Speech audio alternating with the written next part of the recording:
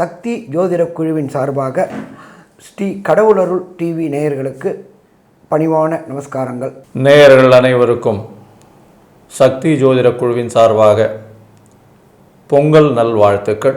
இந்த பொங்கல் நல்லபடியாக பொங்கி உங்களுடைய உள்ளம், உங்களுடைய மனிதர்கள், உங்களை சேர்ந்தவர்கள், உங்களுக்கு தெரிந்தவர்கள் எல்லோருக்கும் நல்லபடியாக இருக்கணும்னு பிரார்த்தித்து வாழ்த்தும் தெரிவிக்கிறோம்.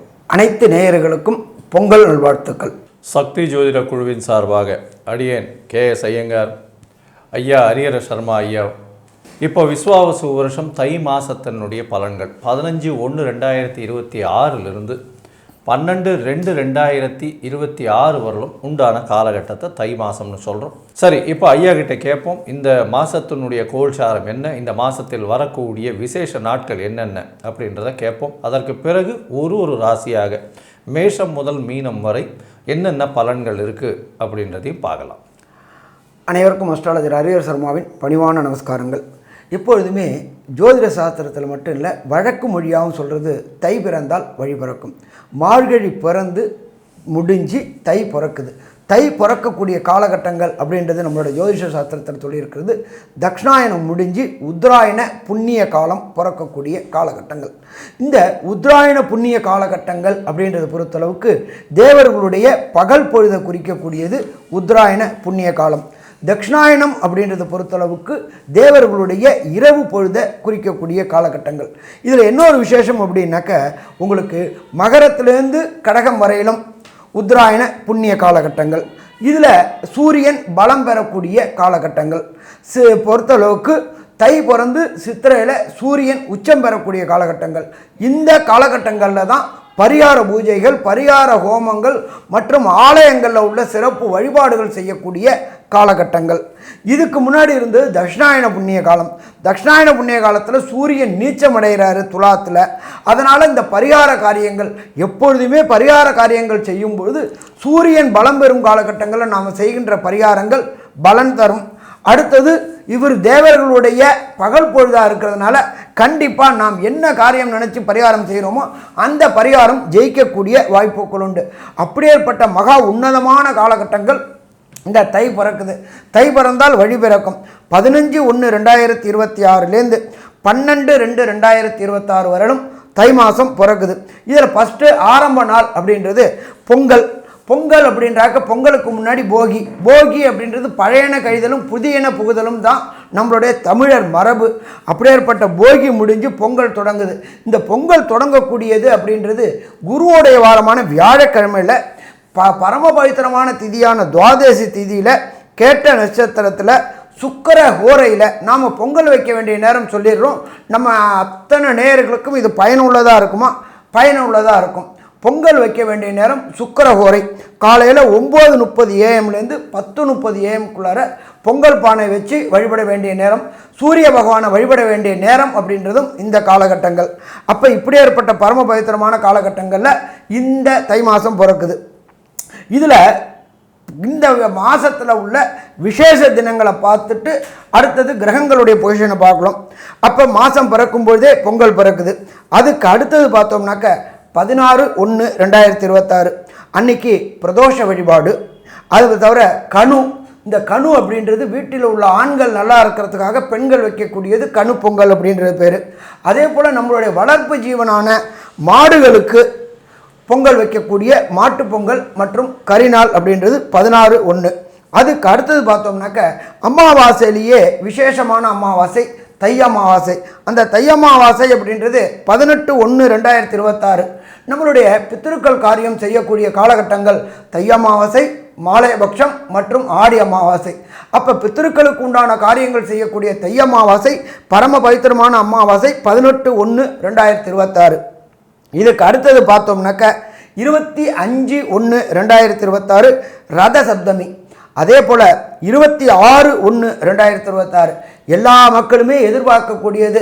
ஒரு காணி நிலம் வாங்கி ஒரு வீடு கட்டணும் அப்படின்னு நினைக்கக்கூடியவங்களுக்கு வாஸ்து பூஜை போடக்கூடிய நாள் 26/1/2026. அதுவும் பர்டிகுலராக போட வேண்டிய நேரம் அப்படின்றது 9:52 AM 11:22 AM வாஸ்து பூஜை போட்டாச்சு அப்படின்னு சொன்னாலே கண்டிப்பாக வீட்டில் உள்ள தடங்கல்கள் அத்தனையும் விலகும். அதுக்கு அடுத்தது பார்த்தோம்னாக்க 1/2/2026 பௌர்ணமி மற்றும் தைப்பூசம். இந்த தைப்பூசம் அப்படின்றது வள்ளலார் ஜோதி ஏற்றக்கூடிய காலகட்டங்கள் அப்படின்றது தைப்பூசம். இப்படி ஏற்பட்ட உன்னதமான காலகட்டங்களில் தை மாதம் பிறக்குது. சரி, இந்த காலகட்டங்களில் கிரக நிலவரம் எப்படி இருக்குது அப்படின்னு பார்த்தோம்னாக்க காலபுருஷ தத்துவத்தின்படி 3ஆம் வீடான மிதுனத்தில் குரு பகவான் வக்ரகதியில் இருக்கார். அடுத்தது காலபுருஷ தத்துவத்தின்படி 5ஆம் இடமான சிம்மத்தில் கேது பகவான் இருக்கார். காலபுருஷ தத்துவத்தின்படி 9ஆம் இடமான தனுரில் சுக்கிர பகவான் இருக்கார். அதை தவிர மகரத்தில் சூரியன் புதன் செவ்வாய் இருக்காங்க. இதை தவிர கும்பத்தில் ஆட்சி பெற்ற சனியும் ராகுவும் இருக்கிறாங்க. இப்படி ஏற்பட்ட பரம உன்னதமான காலகட்டங்களில் இந்த தை மாதம் பிறக்குது.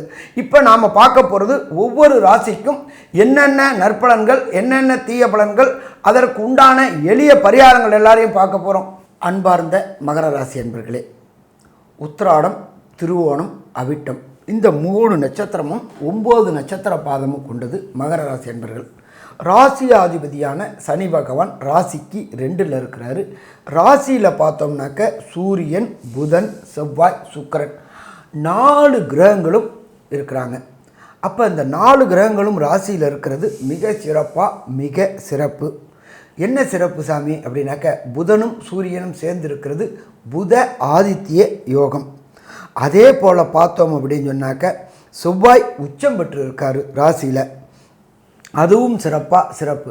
இந்த மகர ராசியை சேர்ந்த அன்பர்கள் நீண்ட நாட்களாக வண்டி வாங்கணும், வீடு வாங்கணும் அப்படின்னு நினச்சிருக்கக்கூடிய அன்பர்களுக்கு வண்டி வாகனம் வாங்கக்கூடிய யோகம் உண்டாகும். 1. அதே போல் அரசு வேலைக்கு முயற்சி பண்ணக்கூடியவங்களுக்கு சூரியனும் புதனும் கை கொடுக்கறதுனால புத ஆதித்ய யோகம் இருக்கிறதுனால அரசு வேலை முயற்சிக்கக்கூடியவங்க, தமிழ்நாடு அரசுக்கு உத்தியோகத்துக்கு முயற்சிக்கக்கூடிய டிஎன்பிஎஸ்சி எழுதக்கூடிய மாணவர்கள் மற்றும் மத்திய அரசுக்கு உண்டான படிப்பான UPSC, SC staff selection commission எழுதக்கூடிய மாணவர்களுக்கு கண்டிப்பாக அரசு வேலை கிடைக்கக்கூடிய வாய்ப்புகள் உண்டாகும்.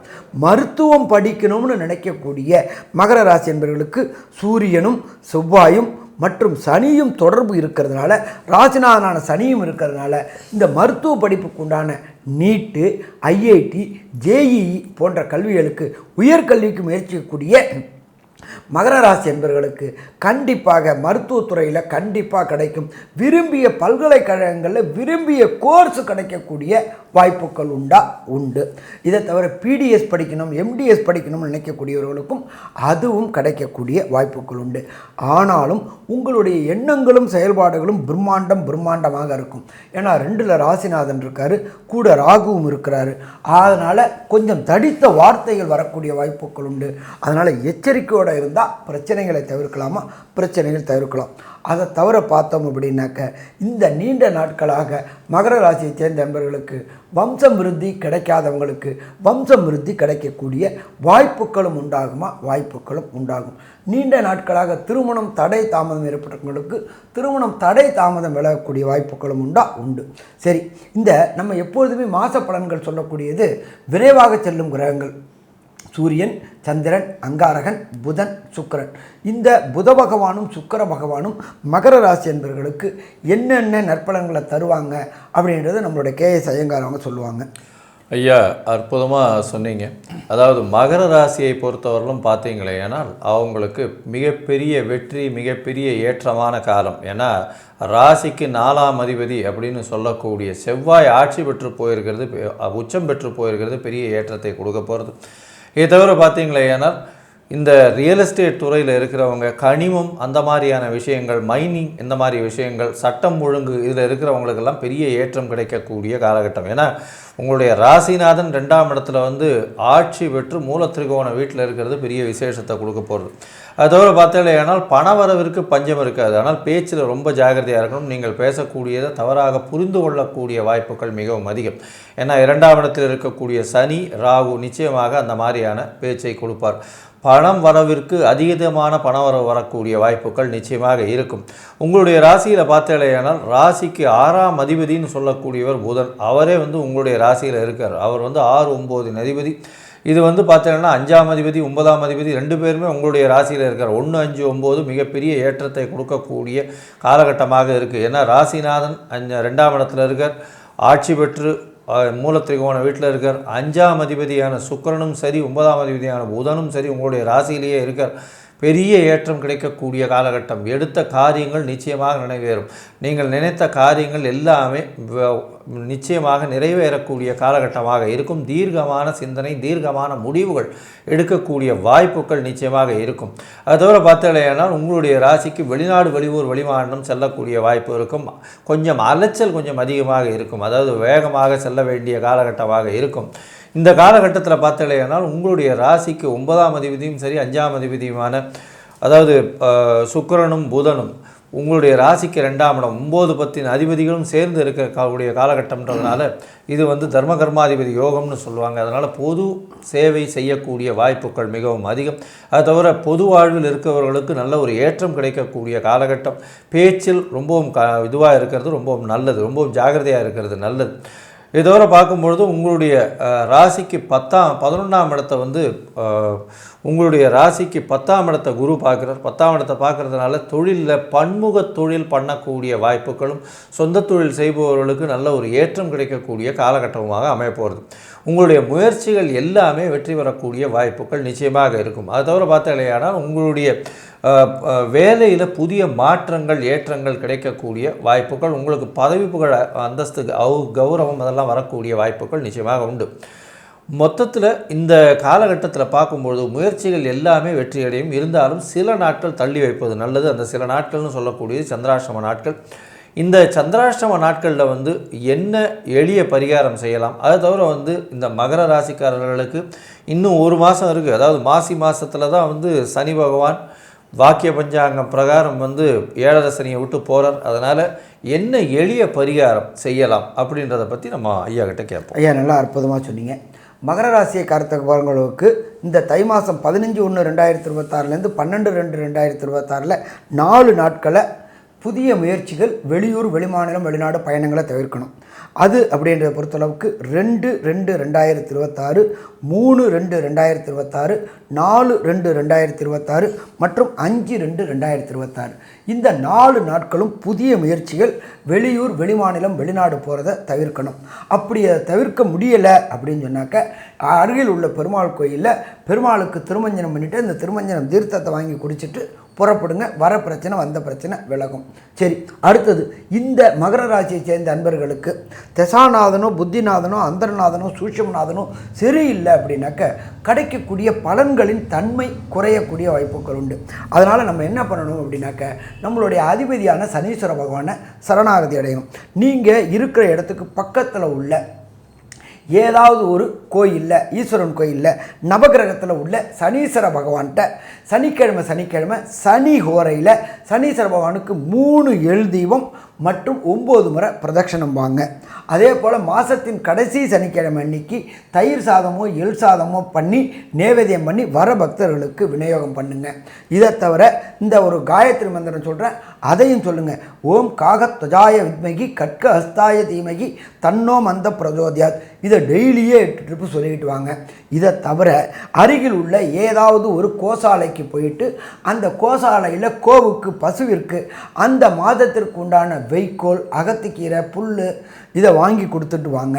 இதை தவிர நீங்கள் இருக்கிற இடத்துக்கு பக்கத்தில் உள்ள வேதம் பயிலும் வேத பாடசாலைக்கு சென்று வேதம் படிக்கும் மாணவர்களுக்கு அந்த மாதத்துக்கு உண்டான ப்ரொவிஷனை வாங்கி கொடுங்க. வேதத்தை நாம் ரட்சிக்கும் போதும், கோபை நாம் ரட்சிக்கும் போதும், எம்பெருமான் சனீஸ்வர பகவான்கிட்ட சரணாகதி அடையும் போதும் வர பிரச்சனை வந்த பிரச்சனை அத்தனையுமே சூரியனை கண்ட பனி போல விலகும். ஸோ மொத்தத்தில் பார்த்தோம் அப்படின்னாக்க இந்த 15/1/2026 12/2/2026 வரையிலும் கன்க்ளூஷனாக இந்த மகர ராசிக்கு எப்படி இருக்கும் அப்படின்னு நம்மளோட KS ஐயங்கார் அவங்க சொல்லுவாங்க.